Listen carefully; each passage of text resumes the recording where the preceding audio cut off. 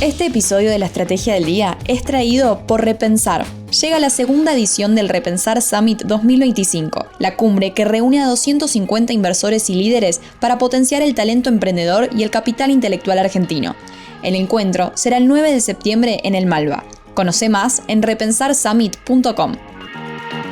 Muy buenos días, estrategas. Soy Francisco Aldaya, jefe del Buró de Argentina en BloombergLinea.com, y hoy les traigo una entrevista especial con los economistas del banco de inversión más grande de Latinoamérica, BTG Pactual. Estamos hablando de Andrés Borenstein y Sofía Ordóñez. Como siempre, no se olviden de darle clic al botón para seguir a este podcast, de compartir este capítulo, de activar las notificaciones y si les gusta lo que hacemos acá de lunes a viernes, ¿por qué no darnos un 5 estrellas en Spotify o un pulgar arriba en YouTube?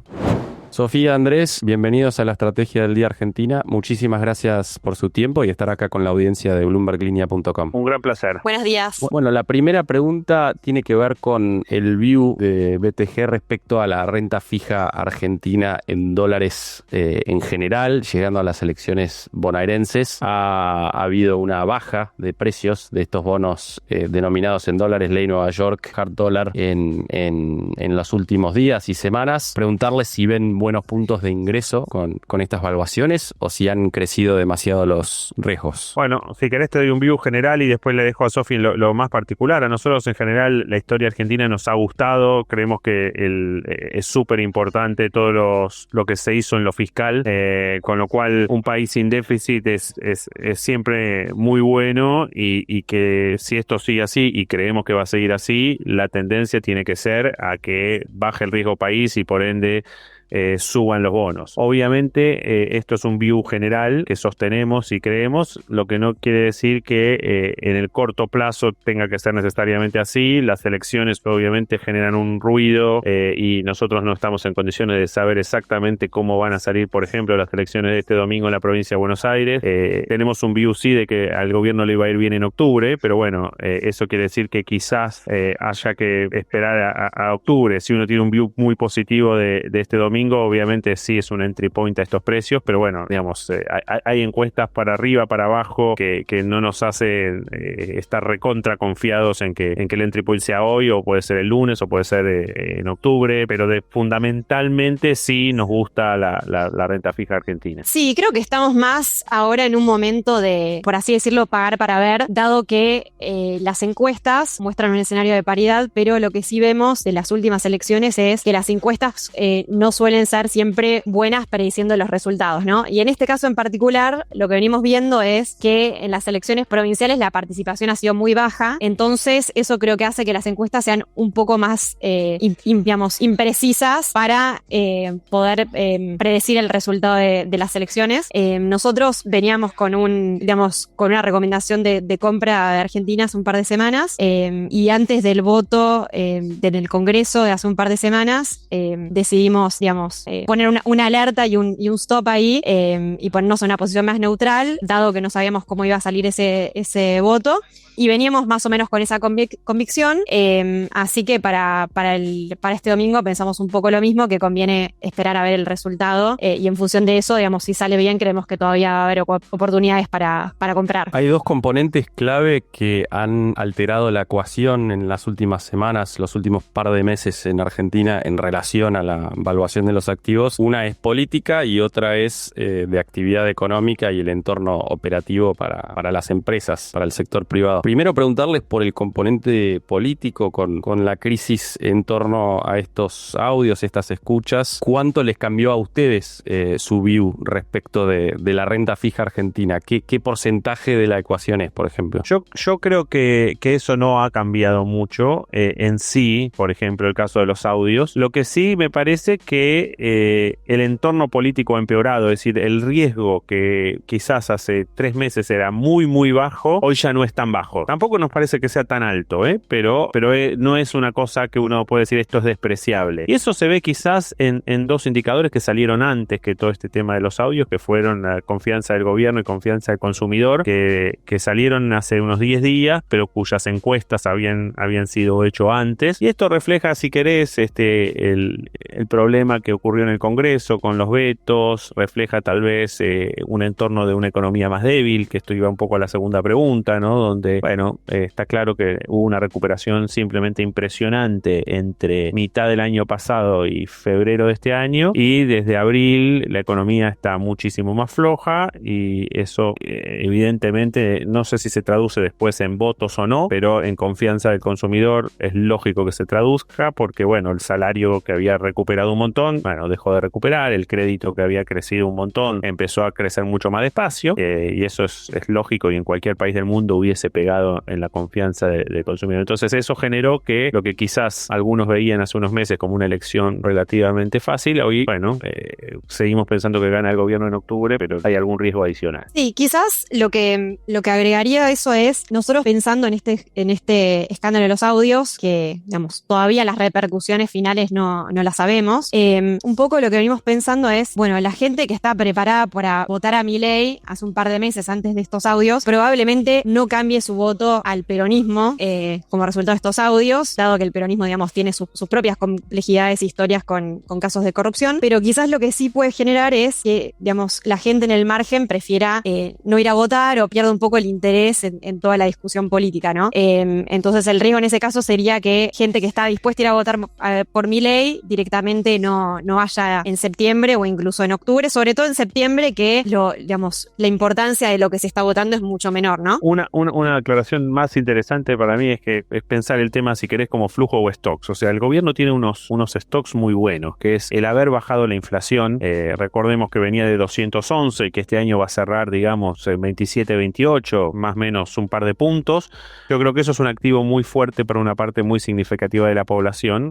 Lo mismo, quizás en menor medida, porque la gente no lo ve, es el haber ordenado las cuentas fiscales. Contra eso tenés el flujo de corto plazo, que es esto que decía antes, que la economía en el corto plazo no anduvo tan bien, o anduvo por debajo de lo que teníamos las expectativas de la mayoría. Es decir, nosotros como grupo de research, y me imagino que la mayoría de nuestros colegas y competidores, hemos reducido la expectativa de crecimiento para este año, y eso es algo que se nota también en la calle. Entonces, ¿qué factor pesa más? Es obviamente difícil decirlo antes de la elección. Mi impresión es que pesa más el efecto stock que el efecto flujo, pero bueno, uno quiere confirmarlo después cuando se cuenten los votos, ¿no? Y después toda la película que empezó a verse a partir del desarme de las LEFI, que resultó hoy en tasas reales altísimas que enfrían la actividad, un poco lo que fueron mencionando, pero que finalmente redundan igualmente en el anuncio de este lunes de intervenciones en el mercado cambiario. Quería preguntarles ese punto específicamente, cómo lo están digiriendo ahí en BTG, y si se pone en jaque un poco la credibilidad de las bandas cambiarias o no, como dice el gobierno, que también había dicho, ¿no?, el 11 de abril en una comunicación, un comunicado formal del Banco Central, que iba a tener esa herramienta para intervenir en situaciones de alta volatilidad, y que lo ven como algo temporal que seguramente se acomode después de las elecciones. Quizás lo que podemos decir desde el punto de vista del inversor externo es que en la medida que el gobierno utiliza ese stock de depósitos que tienen dólares, son depósitos que de cierta manera el inversor especulaba que iban a usarse en enero para hacer el pago de la deuda, ¿no? Entonces se vuelve más exigente el requisito de acumulación de reservas del gobierno en la medida que se usan esos depósitos. Y bueno, en ese sentido se entiende un poco el movimiento del mercado de los últimos días. Claro, y hay solo una pequeña repregunta, que es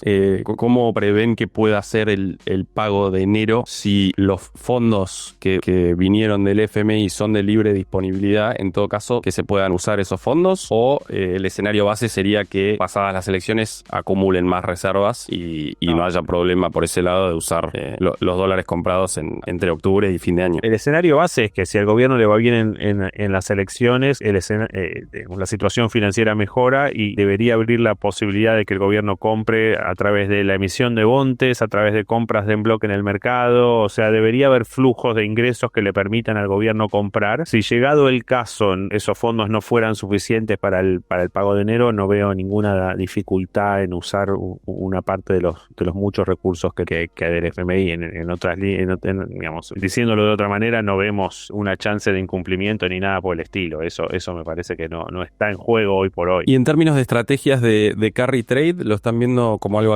atractivo hoy por hoy en Argentina? El problema del carry trade es la volatilidad. O sea, si uno dijera, mira, de ahora en más no hay más volatilidad, volatilidad y te quedan tasas como las que tenemos hoy y un tipo de cambio mucho más competitivo que el que teníamos hace unos meses, uno puede decir, mira, súper bien, pero evidentemente eso no está ocurriendo. Si estuviera ocurriendo, el dólar hubiera bajado, y así que no, claramente no está ocurriendo, y yo creo que la razón por la cual no está ocurriendo es porque hemos visto mucha volatilidad casi en todos los ángulos del sistema financiero, y bueno, esto es retorno y riesgo. Entonces, si bien el retorno parece muy interesante, el riesgo también lo es, y entonces y más con una elección delante.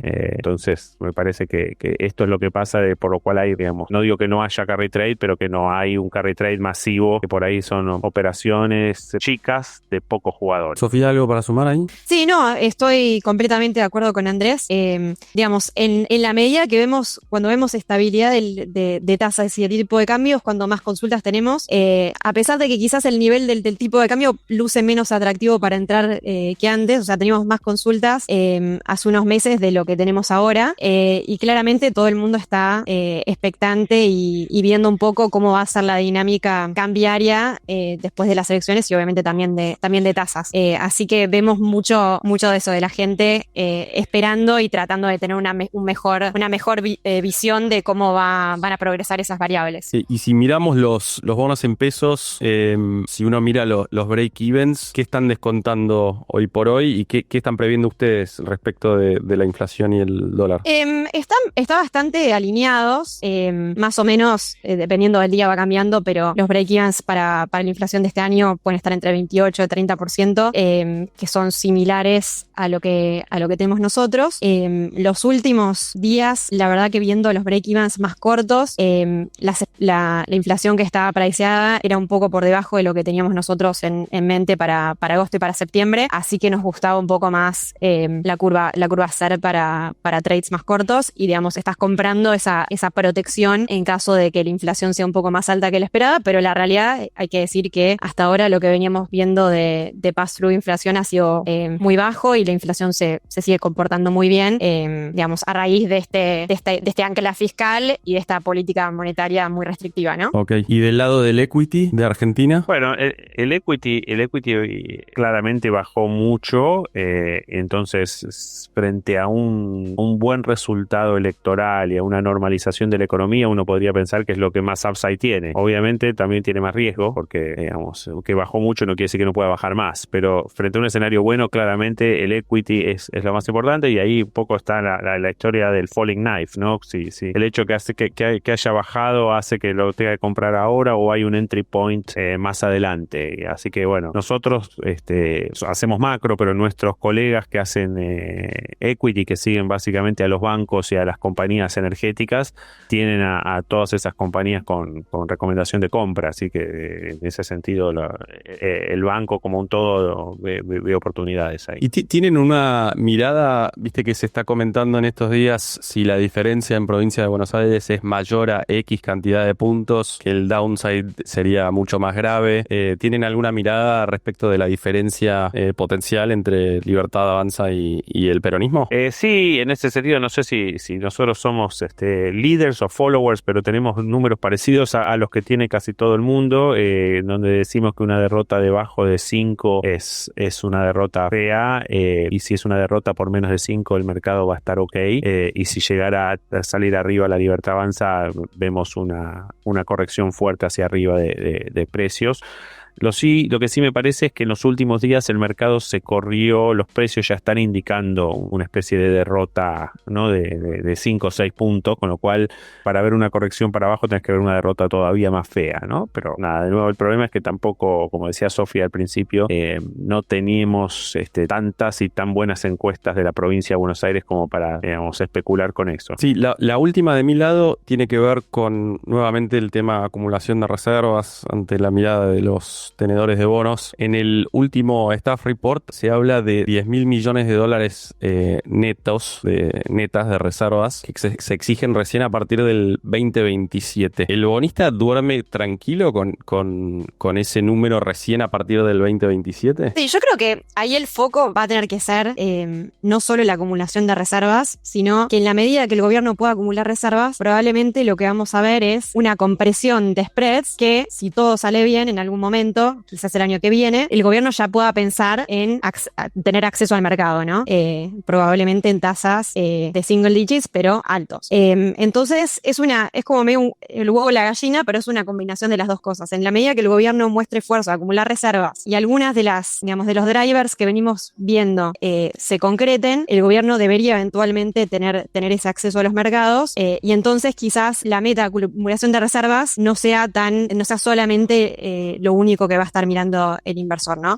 Igualmente el gobierno necesita acumular reservas porque todavía, si uno descuenta el préstamo del FMI, seguimos teniendo reservas negativas, así que no deja de ser importante y creo que, digamos, los últimos días un poco dan crédito de eso, pero en la medida de que todo salga bien, quizás el énfasis en solamente ese número no sea tan importante como lo ha sido en el último tiempo. Sí, también está la comparación regional, ¿no? Con los otros bancos centrales comparables de la región. Obviamente los tamaños de la economía son diferentes, pero proporcionalmente Argentina es vista como que tiene reservas insuficientes. Por eso el riesgo país es el que es. Y uno cuando asume que se van a empezar a recuperar reservas, si bien no piensa en una correlación perfecta, porque hay un montón de otras variables, como decía Sofía, es una de las cosas que son claramente importantes. Entonces, por eso uno aun cuando nosotros tenemos un view optimista, digamos, de mediano y largo plazo de Argentina, pero no estamos pensando que va a tradear como Brasil, como Chile, como Uruguay, entre otras cosas, porque tenemos una historia más compleja, pero también porque nos va a costar tener un nivel de reservas, digamos, como tienen algunos países de 10 puntos del PBI o más, ¿no? En el caso de Argentina, 10 puntos del PBI serían unos 70.000 millones de dólares. Ojalá podamos llegar a eso, pero no lo vemos en los próximos 2-3 años. Entonces no sería lógico pensar que Argentina va a tradear como Brasil en 2-3 años. Cierro ahora sí con una pregunta más de contexto macro global, con la reunión de la FED llegando este mes con un posible primer recorte. El escenario base es que las condiciones internacionales empiecen a mejorar para dar viento de cola para lo que son los activos argentinos. Bueno, en parte sí, porque por esto que vos bien dijiste, los mercados emergentes en realidad tuvieron un primer semestre del año muy muy bueno, Argentina no, entonces ahí si querés tenés un potencial catch up con lo que pasó en el resto de la región, viste que en general a los activos brasileños, chilenos, colombianos le fue bastante bien. El otro tema para pensar es el tema precios de commodities, o sea, vos pensás que la soja vale $380, cuando el promedio histórico ajustado por inflación americana está en 515, que las famosas 125 del 2008 a precios de hoy son como $850, o sea que aquel boom de commodities te queda lejos, y que el petróleo, si bien no es un desastre ni nada por el estilo, cayó $10 respecto de lo que valía hace un año o 6 meses. Entonces, yo no diría que enfrentamos un mundo hostil ni nada por el estilo, pero tampoco es una maravilla. Esto fue un nuevo capítulo de la Estrategia del Día Argentina. Yo soy Francisco Aldaya, jefe del Buró de Argentina de Bloomberg Línea, y me podés seguir en X en @franaldaya. No se olviden de darle clic al botón para seguir a este podcast y a la campanita para que se enteren al instante cada vez que sale un capítulo de lunes a viernes. Espero que tengas una gran jornada productiva. Esto fue La Estrategia del Día Argentina, escrito y narrado por Francisco Aldaya. Producido por Arturo Luna y Daniela Hernández. Que tengas un día muy productivo.